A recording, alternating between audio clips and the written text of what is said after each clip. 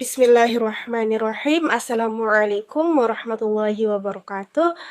Halo teman-teman, baik perkenalkan saya Najihan dari program studi Pendidikan IPA Universitas Hamzah Ladi.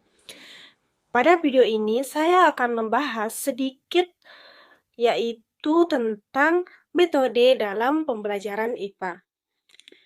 Nah, dalam melaksanakan pembelajaran IPA, guru harus menguasai berbagai metode yang digunakan yang menyesuaikan materi atau tujuan yang akan dicapai.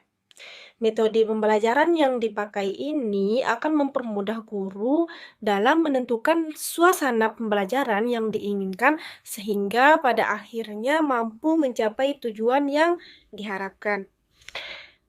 Nah, adapun jenis-jenis metode pembelajaran yang dapat digunakan dalam pembelajaran IPA. Namun sebelum itu, kita ketahui dulu apa sih metode pembelajaran itu? Metode pembelajaran atau metode mengajar yaitu cara yang digunakan oleh guru dalam menyampaikan materi pembelajaran atau cara dan teknik yang digunakan oleh pendidik untuk menyajikan materi pelajaran agar siswa dapat memahami dan menguasai materi tersebut.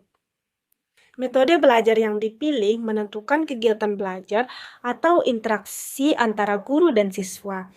Nah, dalam interaksi ini, guru bergerak sebagai pembimbing dan siswa bergerak sebagai penerima atau yang dibimbing. Nah, ada beberapa jenis-jenis metode dalam pembelajaran IPA yang dapat digunakan oleh seorang guru. Di antaranya di sini ada metode ceramah, metode diskusi presentasi, metode demonstrasi, metode simulasi, metode eksperimen, dan metode karya wisata. Namun pada video ini saya akan membahas 3 saja metode dalam pembelajaran IPA.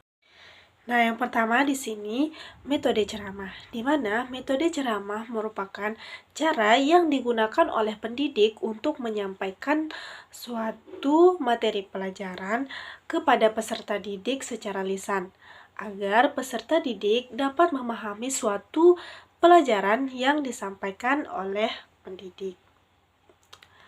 Nah, adapun langkah-langkah dalam melaksanakan pembelajaran dengan menggunakan metode ceramah ini.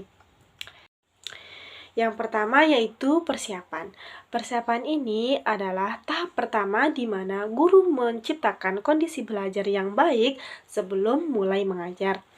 Yang kedua, penyajian. Nah, penyajian ini adalah tahap penyampaian suatu materi pembelajaran. Nah, yang ketiga, asosiasi. Asosiasi ini merupakan tahap di mana guru memberikan kesempatan kepada siswa untuk menghubungkan dan membandingkan bahan ceramah yang diterimanya, atau siswa dengan guru melakukan kegiatan tanya jawab.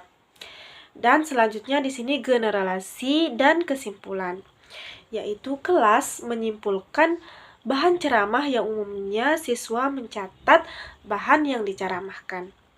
Dan yang terakhir, evaluasi. Nah, evaluasi ini merupakan tahap akhir untuk melakukan penilaian terhadap pemahaman siswa tentang materi yang telah disampaikan oleh guru sebelumnya. Nah, yang kedua di sini metode diskusi presentasi. Metode diskusi presentasi dalam pembelajaran adalah sebuah pendekatan yang menggabungkan diskusi kelompok dengan presentasi hasil diskusi di depan kelas, di mana metode diskusi itu sendiri merupakan metode mengajar yang menghadapkan peserta didik pada suatu permasalahan untuk diselesaikan secara berunding dengan satu teman kelompoknya. Dan tahap selanjutnya, hasil diskusi tersebut akan dipresentasikan di depan kelas bersama teman satu kelompoknya. Nah, adapun juga langkah-langkah dalam melaksanakan pembelajaran menggunakan metode diskusi presentasi ini. Yang pertama di sini persiapan. Persiapan ini merupakan tahapan perencanaan sebelum melakukan diskusi, di mana guru harus mampu menentukan tujuan pembelajaran, peserta diskusi, masalah yang akan disampaikan kepada siswa, serta waktu dan tempat yang dibutuhkan untuk diskusi. Yang kedua, pelaksanaan. Pelaksanaan ini dimulai dari pembentukan kelompok diskusi beserta struktur kelompoknya. Kemudian membagi tugas dalam diskusi, merangsang siswa untuk berpartisipasi, mencatat ide yang penting, serta menghargai setiap pendapat yang diajukan. Kemudian tindak lanjut diskusi. Pada tahap tindak lanjut diskusi ini berisi kesimpulan yang dilanjutkan dengan presentasi hasil diskusi di depan kelas. Yang ketiga di sini metode demonstrasi. Metode demonstrasi ini adalah cara mengajar di mana guru memperagakan atau mempertunjukkan barang, kejadian, aturan, atau suatu tahapan menggunakan media atau alat peraga yang ada yang disesuaikan dengan tujuan pembelajaran. Untuk langkah-langkah pembelajaran dengan menggunakan metode demonstrasi ini, yang pertama persiapan, di mana persiapan ini dimulai dengan menentukan tujuan pembelajaran, menyiapkan alat dan bahan yang dibutuhkan, serta menyiapkan langkah-langkah pembelajaran demonstrasi. Yang kedua, pelaksanaan demonstrasi. Pelaksanaan ini yaitu melakukan demonstrasi dengan memperagakan secara langsung suatu proses atau fenomena yang ingin dipelajari, serta memberikan penjelasan singkat tentang suatu langkah demonstrasi yang dilakukan. Yang ketiga di sini evaluasi, di mana evaluasi ini yaitu mengevaluasi pemahaman siswa dengan menanyakan pertanyaan singkat atau memberikan tugas kecil untuk mengecek pemahaman siswa.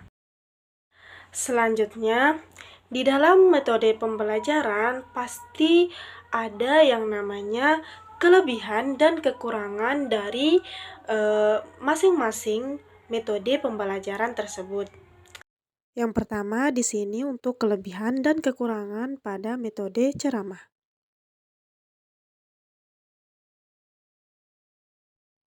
Yang kedua, untuk kekurangan dan kelebihan pada metode diskusi presentasi.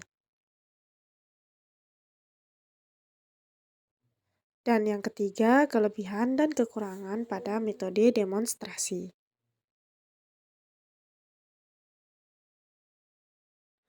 Dan kesimpulan dari pembahasan pada metode pembelajaran ini yaitu metode pembelajaran merupakan cara yang digunakan guru untuk menyampaikan materi agar siswa dapat memahami dengan mudah.